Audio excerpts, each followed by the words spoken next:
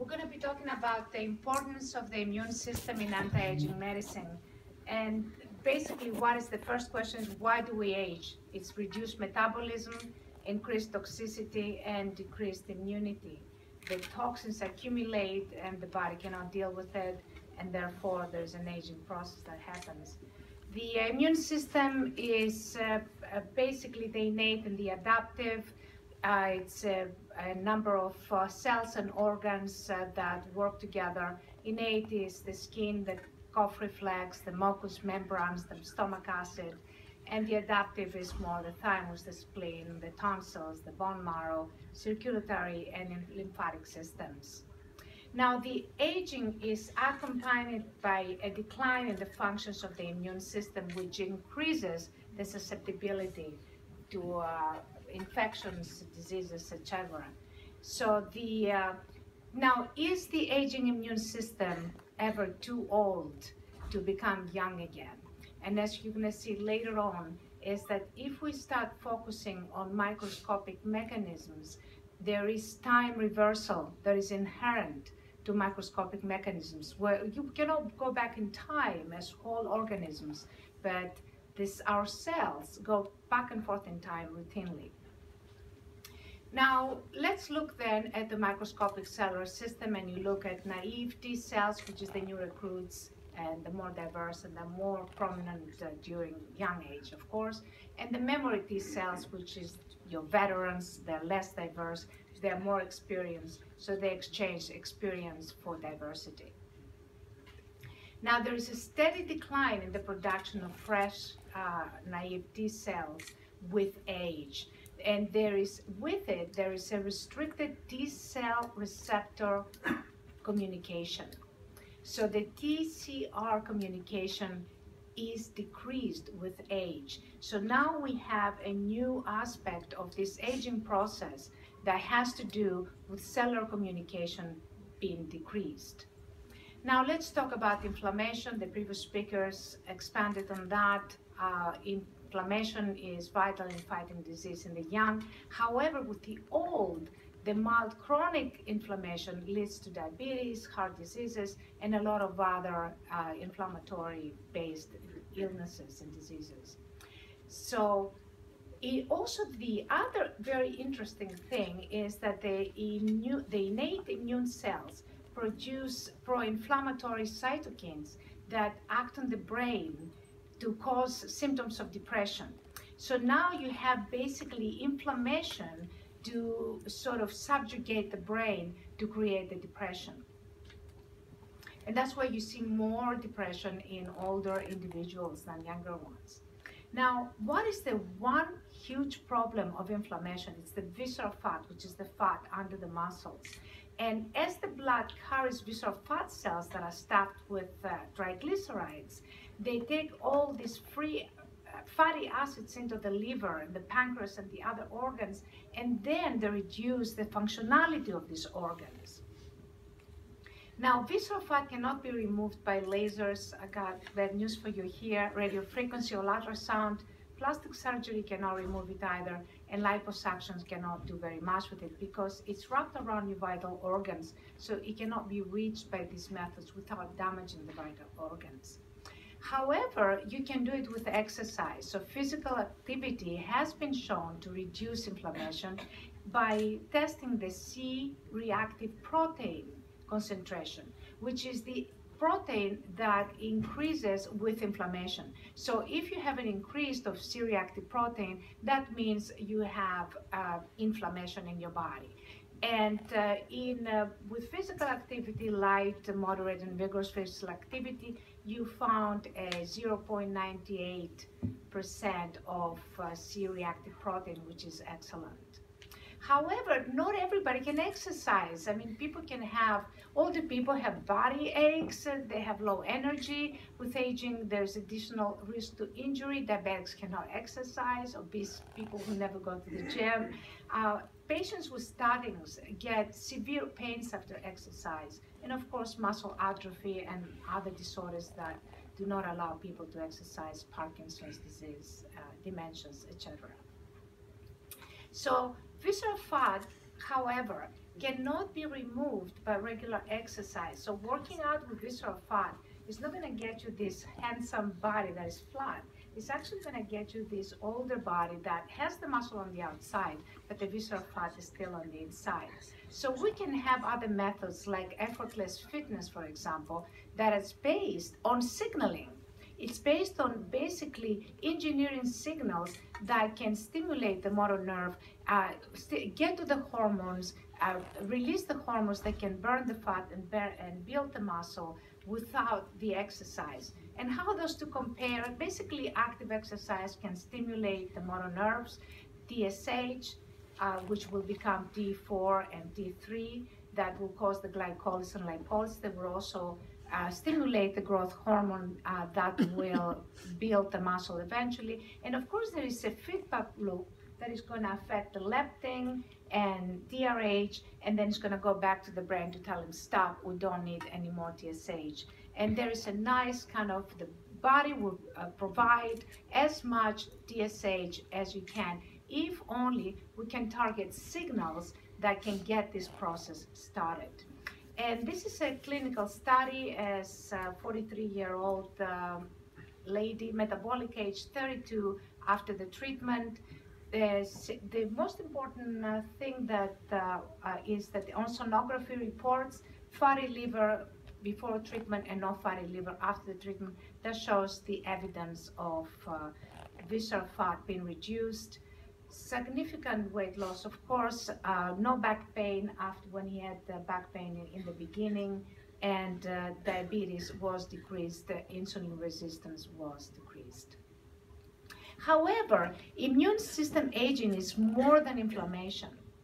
It's more than just looking at the visceral fat and dealing with the visceral fat. Because during an infection, different immune cells must communicate with each other, and they hold hands, like immune T cells, they hold hands with the helper T cells, and they sort of connecting TRC to MHCI to fight the foreign particles and help the illness to be fought against. Now, this immune decline with age, and you can see the young T cells have a high TRC response. Basically, they can respond better to other cells. They can invite other helper cells to help them to fight the disease. Whereas in the aged, unfortunately, there is a much low communication, a much low TRC. There is a decline in MIR181 and a decrease in the expression of DUSP6, as you can see with the red and the blue slides. That leads to low communication of TRC. We also see that in signal transduction defects with the aging. So you see T cells from the aged to have decreased membrane fluidity. They have proliferation is decreasing with age of the T cells, and recruitment of T cell signaling proteins decreases with age as well. And of course, complex signal transductions aren't effective with age. Now, the importance of focusing on molecular mechanisms is, think of a virus. Nobody can see a virus or touch it, and yet it can kill billions. You can have an accident with a truck, for example. It can kill a few people, but a virus can kill billions. The microscopic mechanisms are far more important than the big things. Small things are more important than the big things. And of course, you've known all about the telomerase, how telomerase can overcome the Hayflick limit, opening the door to immortality. However, here's the problem. If the cell cannot communicate, if the cell is damaged, if the cell has the wrong signals on how to divide, when it divides, say you provide the cell with the aberrant telomerase, and it keeps dividing and dividing. However, if the cell does not have the signals of how to complete all the steps of mitosis, then it will end up in a cancer cell. So there's a lot of dangers with this particular aspect of science. We also have spoken about stem cells, another very promising avenue of immortality, if you like. And there has been, the heart may have a home for its own stem cells. There is new research that heart stem cells can be even more productive than bone marrow stem cells. However, the stem cells growth and differentiation depends on functional ion channels. So activation of the W and T signaling that is essentially the renewal of stem cells is subverted in cancer cells to allow malignant proliferation as well.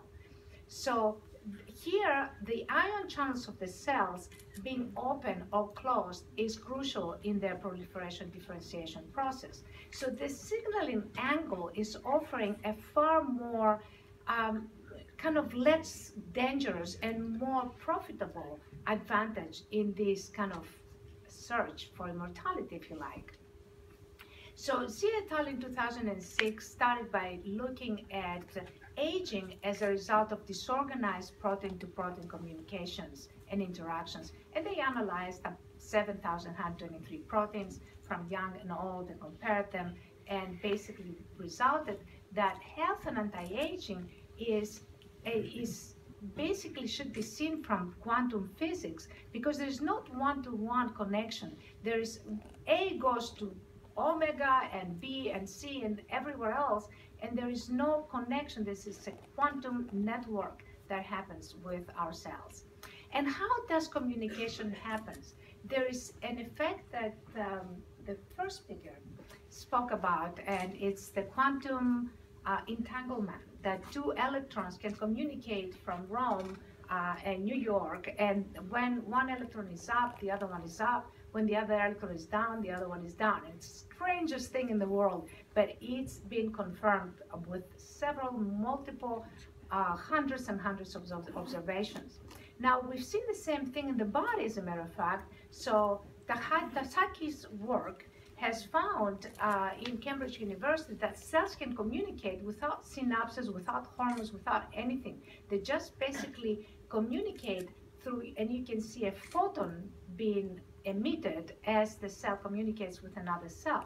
It's very interesting and very strange phenomena that can be understood from a quantum physics point of view. However, they cannot be understood from more classic kind of biology. Another example is a study in 2008 by Gerry Pollock that showed that resonance signals resulted in a rapid cell contraction and a subsequent cell spreading as observed by phase contrast microscopy. So basically, we can have resonance signals that can affect the body. And again, it's, you already heard that before.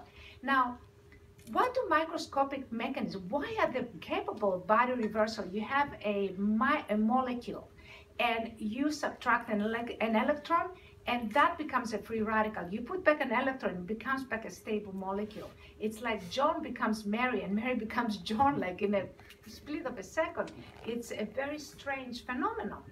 And you have, of course, ATP. What is ATP? It's AMP plus another 3 phosphates, another 2 phosphates to make it ATP triphosphate, and that keeps changing as the ATPase module spins around to produce energy or goes backwards. It spins forward, produces ATP, spins backwards, produces ADP, which is 2 phosphates. So routinely that happens. It's a time reversal mechanisms that happens on microscopic organisms, which is what we have to focus on if we want to do true anti-aging. So this time reversal, again, with the GAPs, the same thing, GTP against the phosphates make a whole big difference. So we can kind of produce resonance with signals, and we can engineer biocompatible signals that can amplify biosignals via resonance to kind of help the body reinstate its repair mechanisms. And is resonance energy transfer a theory of fact? It's actually a fact. You can actually see it under the microscope. You can see proteins that can conform. In other words, they change their shape through resonance. So how can we engineer the signals? The body only understands unlimited resolution signals, so we cannot use digital. Engineering signals must be delivered with minuscule energies. 2 more minutes. And they can actually happen through energies below thermal noise. There is a mathematical calculation that has proven that energies below thermal noise can actually open up the channels of the cells that you can put through signals. This is what thermal noise is. You can observe it's like 0.05 microvolts. It's extremely tiny. Obviously, you're not going to feel any of that. And how deep can it go? It can go, it's like an echo. It actually goes all the way to the bone because one cell goes to another cell, and it spreads everywhere in the system. This is just some clinical studies on wound healing and some melasma and acne studies as well. It's another clinical study. And this is our ongoing research board. It has a number of doctors from many different countries and some of our references. Thank you very much.